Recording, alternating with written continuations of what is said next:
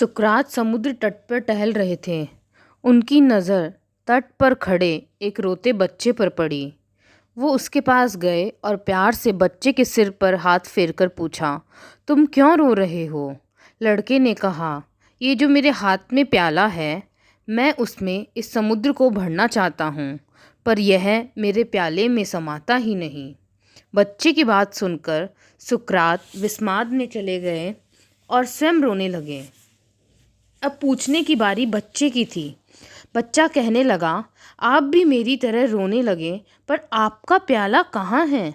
सुकरात ने जवाब दिया, बालक, तुम छोटे से प्याले में समुद्र भरना चाहते हो और मैं अपनी छोटी सी बुद्धि में सारे संसार की जानकारी भरना चाहता हूँ।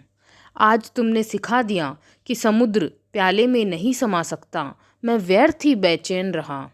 यह सुनकर बच्चे ने प्याले को दूर समुद्र में फेंक दिया और बोला, सागर, अगर तू मेरे प्याले में नहीं समा सकता तो मेरा प्याला तो तुम्हारे में समा सकता है।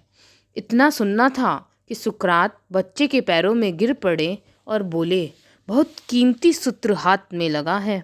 हे परमात्मा, आप तो सारा का सारा मुझ में नहीं समा सकते हैं, पर मैं तो सारा का सारा आप में लीन हो सकता हूँ।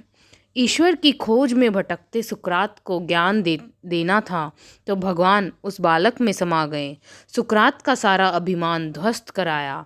जिस सुकरात से मिलने को सम्राट समय लेते थे, वह सुकरात एक बच्चे के चरणों में लौट गए थे। इससे हमें यह सीख मिलती है कि ईश्वर जब आपको अपनी शरण में लेते हैं, तब आपके अंदर का मैं सबसे पहले मिटता है, या यूँ कहें कि जब आपके अंदर का मैं मिटता है, तभी ईश्वर की कृपा होती है। धन्यवाद।